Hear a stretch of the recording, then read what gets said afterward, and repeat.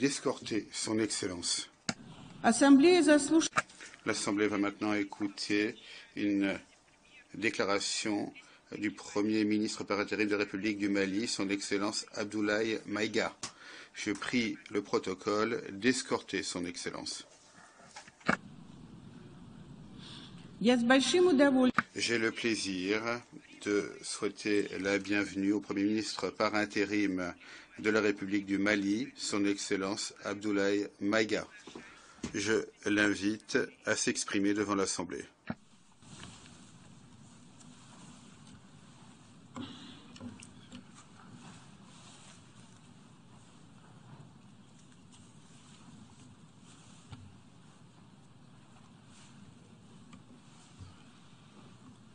Monsieur le Président de l'Assemblée générale, Mesdames et Messieurs les chefs d'État et de gouvernement, Monsieur le Secrétaire général de l'Organisation des Nations unies, Mesdames et Messieurs, de prime abord, je voudrais m'acquitter de l'agréable devoir de vous adresser les chaleureuses salutations du peuple malien, riche de sa diversité culturelle, religieuse et ethnique, ainsi que celle de son Excellence, le colonel Assimi Goïta, président de la transition, chef de l'État. Monsieur le Président, votre brillante élection à la présidence de cette 77e session de l'Assemblée générale et la fin des travaux de la 76e session de l'Assemblée générale, brillamment conduit par votre prédécesseur, son Excellence M. Abdullah Shahid, de la République des Maldives, m'offre l'heureuse occasion d'adresser à vos excellences les chaleureuses félicitations de tout le Mali. Enfin, permettez-moi de réitérer à notre secrétaire général, M. Antonio Guterres, notre haute appréciation des efforts louables qu'il continue de déployer pour la réalisation des nobles objectifs de notre organisation commune. Nous sommes convaincus que vous êtes un ami du Mali et du Sahel. L'amitié reposant sur la sincérité, souffrez que je vous exprime mon profond désaccord suite à votre récente sortie médiatique, au cours de laquelle vous prenez position et vous exprimez sur l'affaire des 46 mercenaires ivoiriens, qui est une affaire bilatérale et judiciaire entre deux pays frères. C'est évident que la qualification judiciaire des infractions liées à cette affaire ne relève pas des attributions du secrétaire général des Nations unies. Au Mali, notre administration ne travaille pas sur la base de l'oralité ni des déclarations par voie de presse. Par conséquent, nous nous en tenons scrupuleusement à la note verbale de la MINUSMA, la mission des Nations unies pour la stabilisation au Mali, référence MINUSMA PROT/NV 226 2022 du 22 juillet 2022, dans laquelle il ressort clairement qu'il n'existe pas de lien entre les 46 mercenaires et les Nations unies. Les récentes synchronisations des actions et l'harmonisation des éléments de langage consistant à faire passer le Mali, mon pays, de statut de victime à celui de coupable dans cette affaire des mercenaires sont évidemment sans effet. Excellence, Monsieur le Secrétaire général, votre position sur l'affaire des mercenaires a été suivie par certains responsables d'Afrique de l'Ouest. Donc, c'est sous votre couvert que nous leur adresserons des messages. À l'endroit du président en exercice de la CEDEAO, M. Oumaro Sissoko Ambalo, qui affirme, je cite, « On vient de voir avant-hier la déclaration du secrétaire général des Nations unies qui dit que ce ne sont pas des mercenaires. Moi, à la place des Maliens, j'aurais relâché ces 49 soldats. » Fin de citation. Je voudrais très respectueusement signifier à ce dernier qu'il existe un principe de subsidiarité, d'ailleurs au contour flou entre la CEDEAO et les Nations unies, et non un principe de mimétisme. Également, il est important de lui préciser que le secrétaire général des Nations unies n'est pas un chef d'État et le président en exercice de la CEDEAO n'est pas un fonctionnaire. Par conséquent, il serait indiqué qu'il ne banalise pas la CEDEAO. Enfin, il est utile de rappeler au président en exercice de la CEDEAO qu'au Mali, les autorités n'interfèrent pas dans les dossiers judiciaires et respectent l'indépendance de la justice. Donc nous n'avons pas vocation à interpeller ou relâcher. Ceci relève de la fonction judiciaire. Aussi, M. Oumaro Sissoko Embalo doit être conscient du fait qu'il est le dépositaire d'un lourd héritage et de plusieurs sacrifices qui ont fait la renommée de cette organisation. La dynamique ayant fait la grandeur de la CEDEAO ne doit pas être brisée.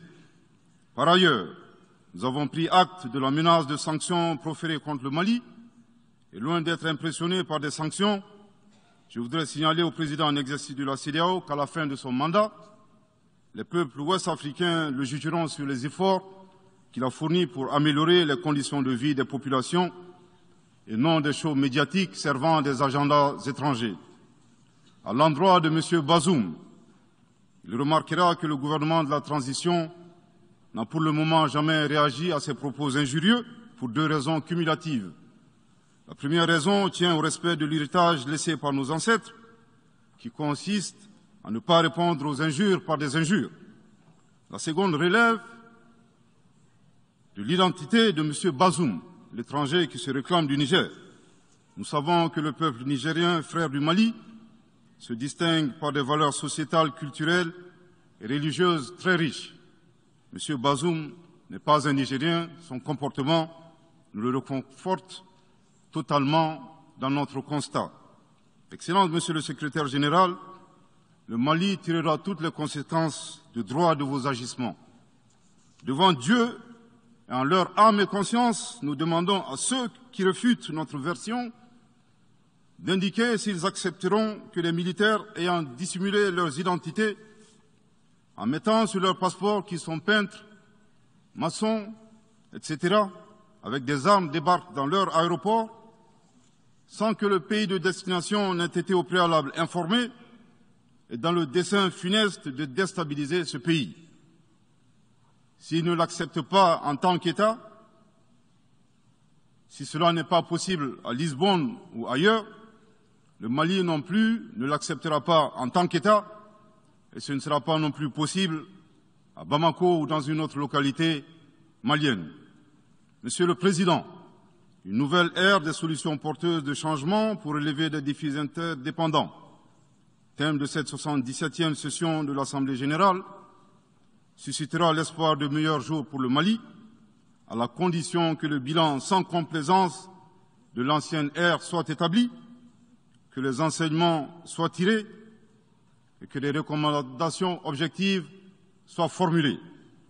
Une fois cette étape franchie, je ne doute pas qu'à travers notre action collective, nous réussirons à pacifier les multiples foyers de tension dans le monde, mais aussi à promouvoir un développement harmonieux et lutter efficacement contre les pandémies, la dégradation de l'environnement et le réchauffement climatique, les inégalités et les politiques de domination et de prédation des ressources. Depuis le mois d'août 2020, le Mali, mon pays, se trouve dans un processus de transition qui prendra fin le 26 mars 2024 par le transfert de pouvoir aux autorités élues.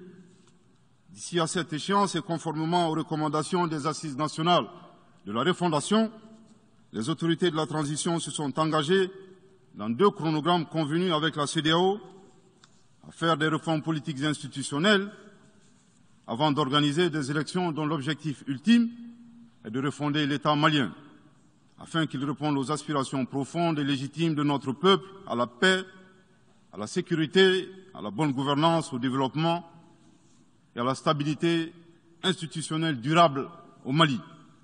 Dans cette perspective, je suis heureux de souligner que certaines avancées majeures ont déjà été réalisées, notamment la promulgation de la loi électorale, qui comprend entre autres la création de l'autorité indépendante de gestion des élections, dont l'installation est à un stade avancé, ainsi que la mise en place d'une commission composée d'éminentes personnalités de toutes les composantes de la société malienne, chargée de la rédaction de la nouvelle Constitution.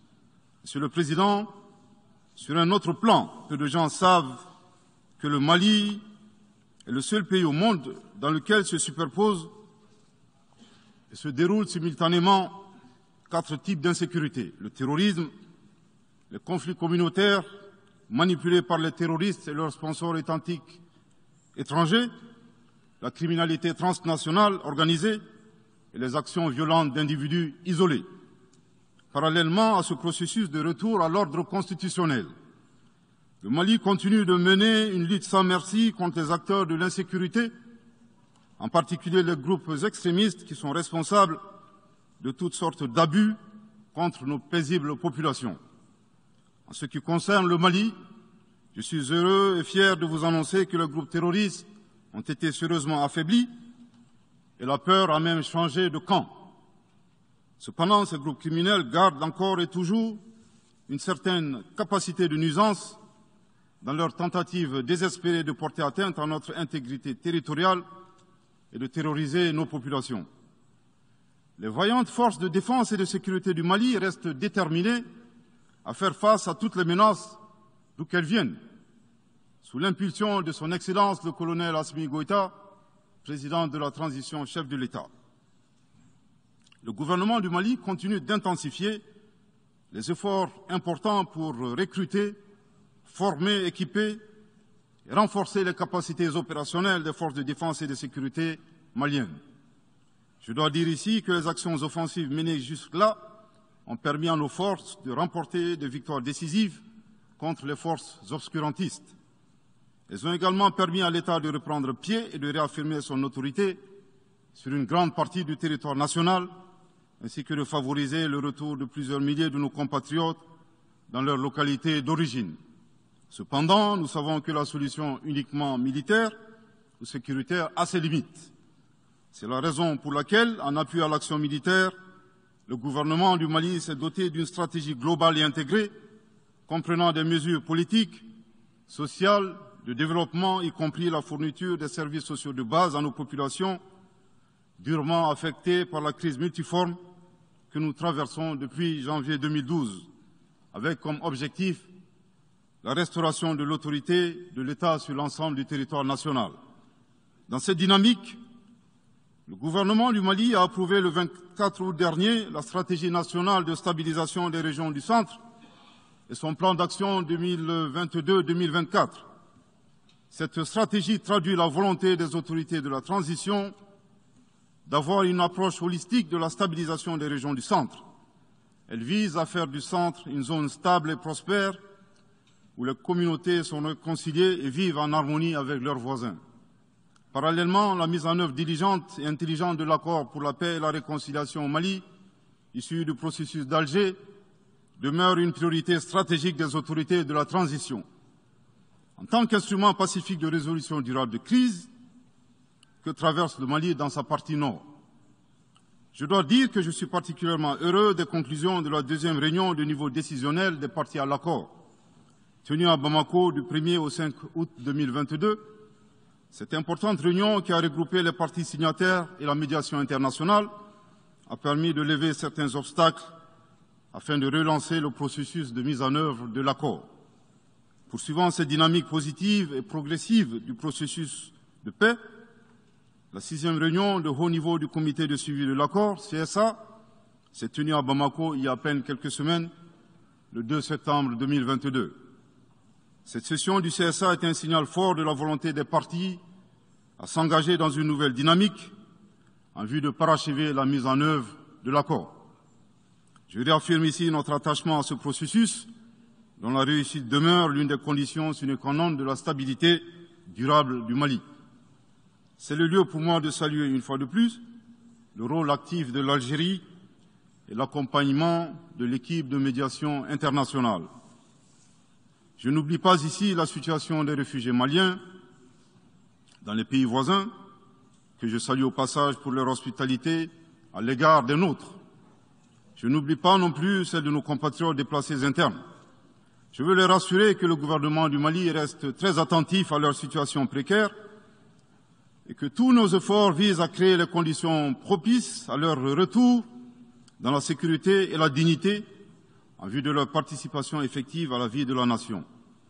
Monsieur le Président, dans sa difficile quête pour la paix, la stabilité et le développement durable, le peuple malien reste reconnaissant des efforts et des sacrifices consentis par la MINUSMA, de sa création en juillet 2013 à nos jours, visant à aider le Mali à restaurer son autorité sur l'ensemble de son territoire.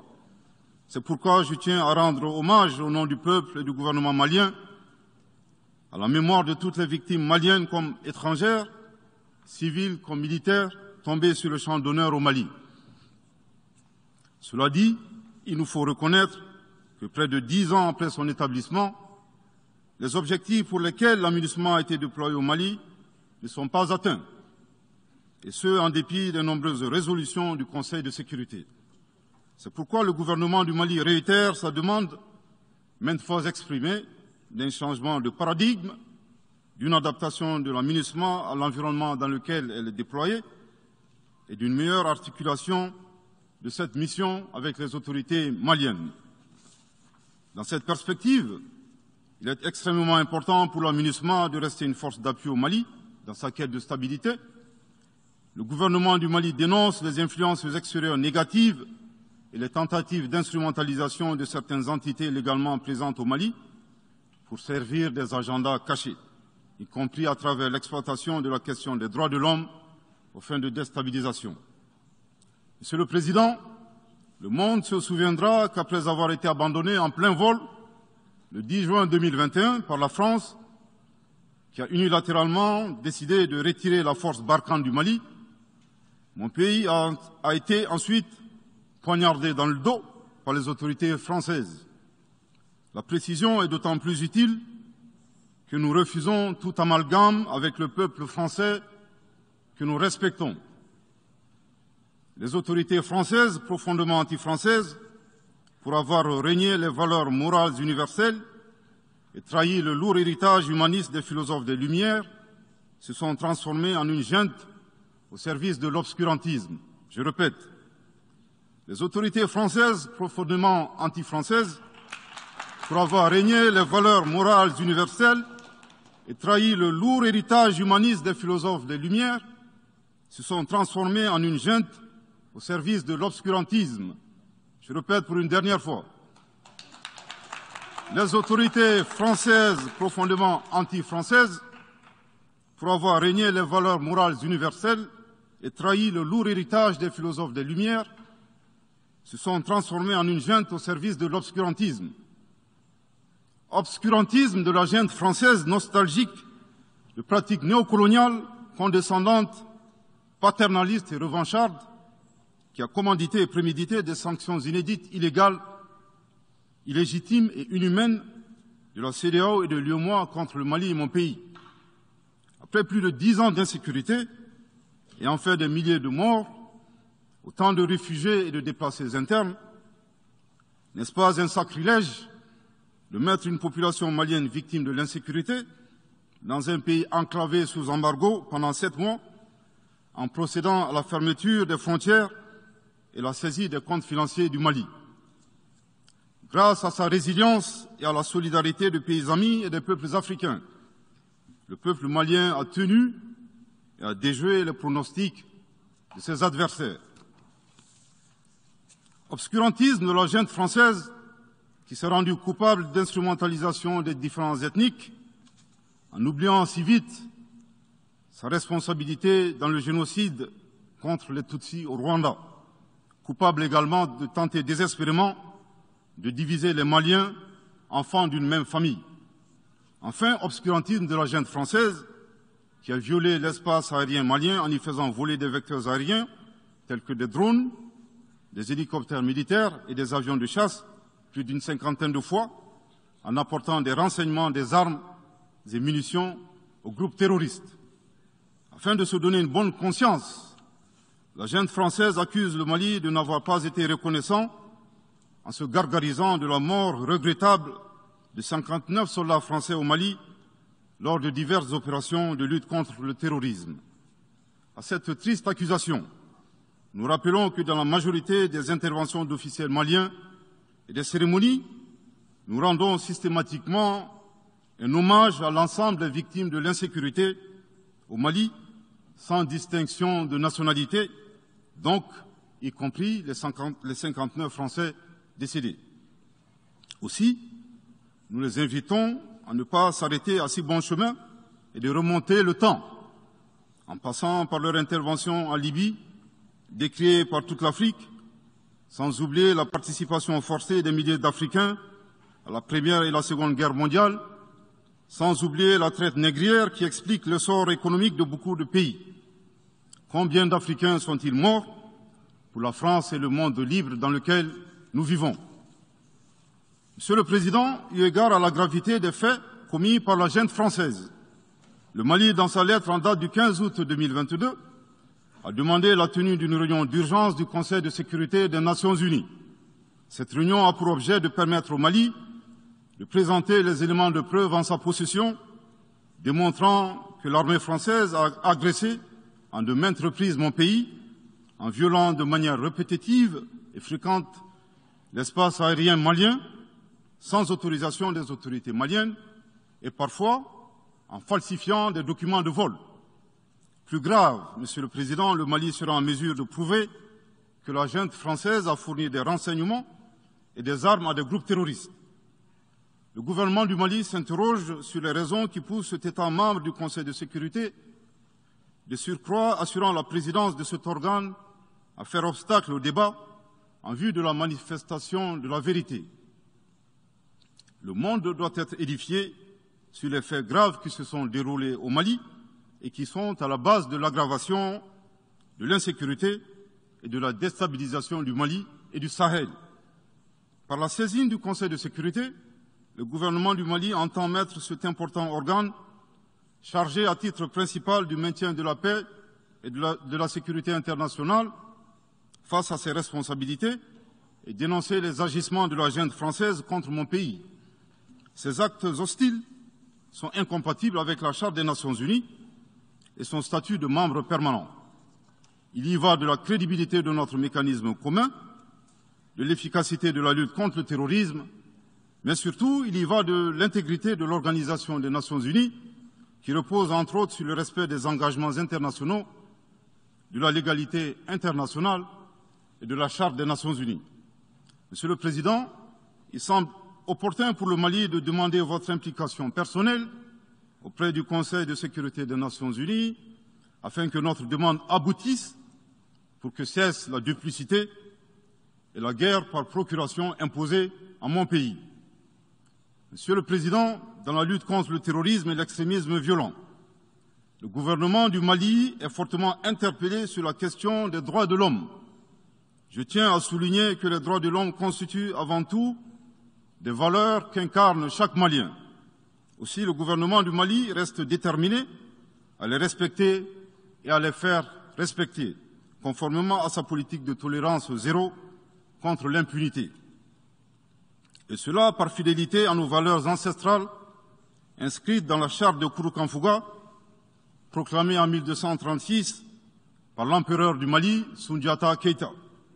Le Mali, berceau de grandes civilisations, héritier de grands empires, terre de brassage, d'hospitalité et de tolérance, fait de la promotion et de la défense des droits de l'homme une priorité nationale. C'est pourquoi je réaffirme avec force que les opérations militaires des forces de défense et de sécurité du Mali sont conduites dans le strict respect des droits de l'homme et du droit international humanitaire.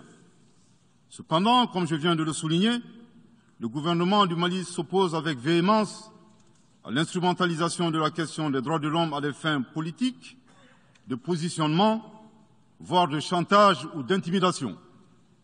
De même, nous regrettons la sélectivité observée entre les droits des populations dont des villages entiers sont massacrés et rasés, qui ne suscitent presque pas d'indignation particulière, et la manipulation communicationnelle faisant passer des terroristes neutralisés sur le champ de bataille pour des civils innocents. Monsieur le Président, pour terminer, je dirais que le peuple malien a décidé de prendre son destin en main. Il soutient pleinement le gouvernement dans la refondation du Mali, ainsi que le retour à un ordre constitutionnel apaisé et sécurisé en mars 2024, à l'issue d'élections libres, transparentes et crédibles. La réalisation de ces vastes chantiers exige du gouvernement de poursuivre et d'intensifier les efforts en vue de l'amélioration continue de la situation sécuritaire dans le pays et de la protection des personnes et de leurs biens. À cet égard, je me réjouis de la tenue à Lomé, le 6 septembre dernier, de la 3e réunion du groupe de suivi et de soutien à la transition.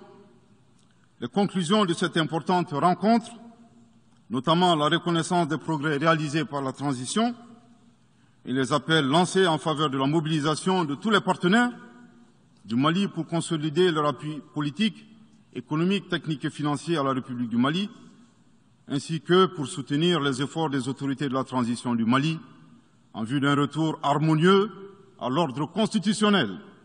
Je voudrais rappeler que la transition au Mali résulte de plusieurs années de dysfonctionnement de notre jeune démocratie qui a engrangé quelques résultats positifs. Malheureusement, à l'heure du bilan, les passifs sont plus importants que les actifs, d'où la survenance de la transition. Je saisis cette opportunité qui m'est offerte pour remercier chaleureusement notre respecté aîné, son Excellence le Président Alassane Dramane Ouattara, pour les sages et éclairés conseils qu'il nous a prodigués dans son allocution mémorable à cette 77e session de l'Assemblée générale des Nations unies. Je voudrais le rassurer que les autorités de la transition malienne n'ont d'autres objectifs que de faire des réformes politiques et institutionnelles avant d'organiser des élections, tout en luttant obstinément contre le terrorisme. Ces réformes permettront d'améliorer la gouvernance et toutes les dispositions seront prises pour que la démocratie malienne soit la plus enviée au monde. Dans ce chantier, nous prêterons une attention particulière au 3e mandat, qui ne sera pas possible. Le 3e mandat. Le 3e mandat pour un public moins averti consiste pour un président de la République d'effectuer une manœuvre en 4 temps, en vue de conserver le pouvoir pour lui seul et son clan. Premier temps, presque en fin de second mandat, donc en principe non rééligible, il s'agit pour le président de la République sortant de déclencher une révision constitutionnelle de manière non consensuelle. Deuxième temps, au cours de cette révision constitutionnelle, le président de la République sortant modifiera quelques dispositions constitutionnelles. Troisième temps, une fois la nouvelle constitution adoptée, sur fond de crise politique naturellement, le président sortant devient candidat en violation de la limitation du nombre de mandats à 2. Sa candidature est alors justifiée par l'adoption de la nouvelle constitution et le prétexte est tout trouvé. La limitation du nombre de mandats à 2 concernait l'ancienne constitution. Par conséquent, il est candidat au regard de la nouvelle constitution adoptée. Quatrième temps, une farce électorale est organisée. Forcément, il remporte les élections et s'ensuit une chasse impitoyable aux opposants politiques, dont certains sont arrêtés, d'autres s'exilent et d'autres assassinés. Les allégeances sont obtenues grâce au pouvoir de l'argent, le clientélisme et les intimidations. Dans un langage plus simplifié et en référence à une métaphore footballistique, le 3e mandat est une magie. C'est l'art de se dribbler soi-même tout en gardant le ballon.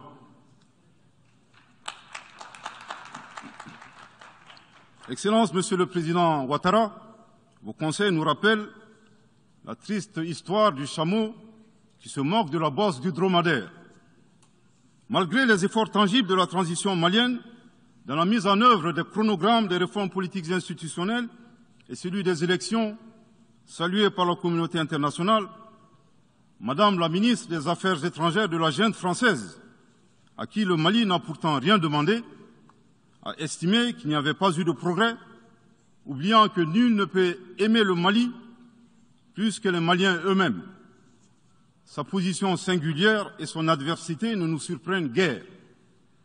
Victor Hugo, dans Claude Gueux, a classé le genre humain en 2 catégories, en indiquant, je cite, qu'il y a des hommes qui sont fers et des hommes qui sont aimants. Fin de citation.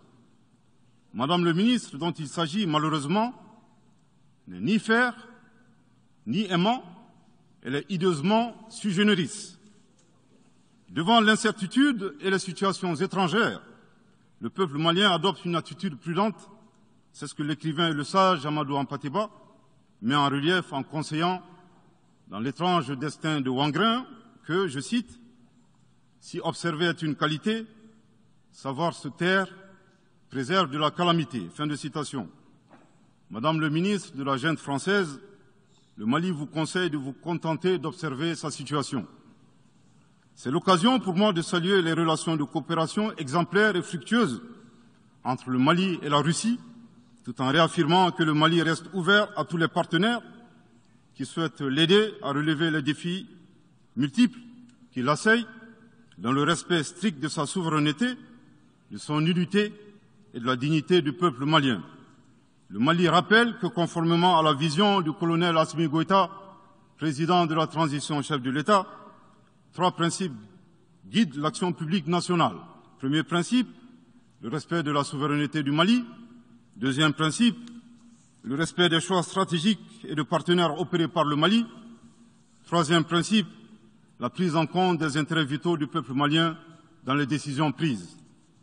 En application de ces principes, le Mali reste disposé à poursuivre et à renforcer ses relations de bon voisinage avec l'ensemble des pays qui l'entourent. De même, le Mali, fidèle à son engagement panafricain, continuera à œuvrer au sein des organisations sous-régionales et régionales pour la réalisation de l'intégration africaine. Également, l'atteinte des objectifs de la transition requiert l'accompagnement de l'ensemble des partenaires du Mali, y compris les Nations unies. J'en appelle donc aux amis du Mali à rester mobilisés aux côtés du gouvernement en vue de l'aider à relever ensemble ces défis importants. Pour la grande majorité des États du monde, convaincus par le respect mutuel et le partenariat gagnant-gagnant, je leur garantis que les portes du Mali leur sont grandement ouvertes et les Maliens les accueilleront les bras ouverts. Pour la minorité qui serait tentée de ne pas respecter ces principes, nous leur promettons qu'ils feront face à des millions de Assimi Goïta, soucieux de défendre leur honneur, leur dignité et leurs intérêts vitaux. Je terminerai en donnant 2 conseils aux nostalgiques de la domination. Ayez le sens de l'empathie en traitant les autres comme vous voudrez être traités ou en ne faisant pas aux autres ce que vous ne voudrez pas qu'on vous fasse.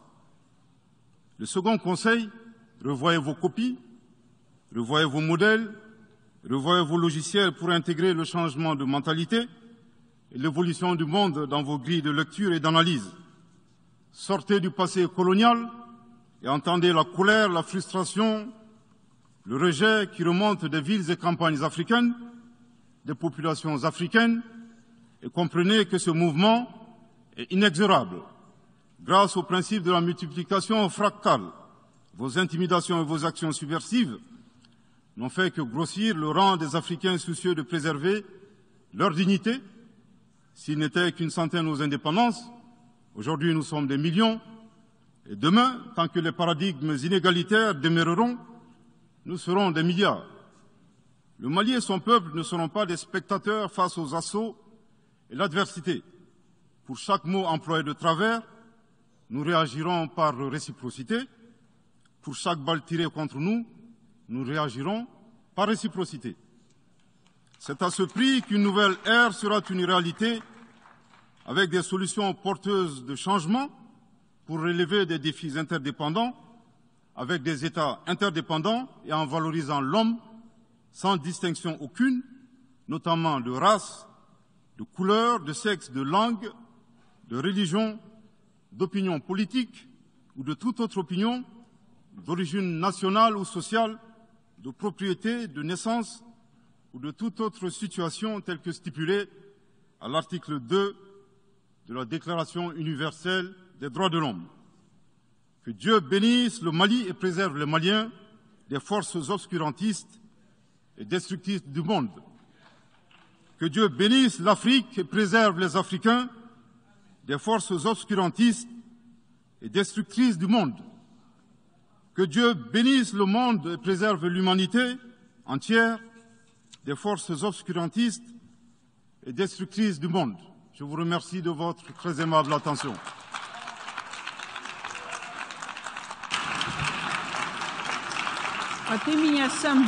Au nom de l'Assemblée générale, permettez-moi de remercier le Premier ministre par intérim de l'Excellence du Mali pour la déclaration qu'il vient de faire. Je prie le protocole d'escorter Son Excellence.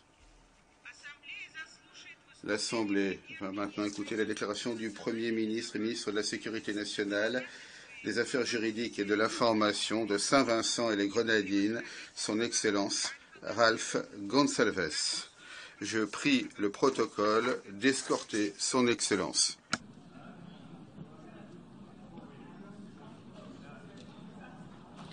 J'ai le plaisir de souhaiter la bienvenue au Premier ministre et ministre de la Sécurité nationale, des Affaires juridiques et de l'information de Saint-Vincent et les Grenadines, Son Excellence Ralph Gonsalves. Je l'invite à s'exprimer devant l'Assemblée générale. Mr. President, Madame la Présidente, Excellences, en ces premières années de la troisième décennie du XXIe siècle, malgré les progrès, un immense potentiel de nouvelles avancées des civilisations du monde, la condition humaine est secouée majoritairement par les bouleversements mondiaux, les convulsions, les dislocations et les plus graves incertitudes concernant l'avenir. Les particularités qui ont produit de manière intriquée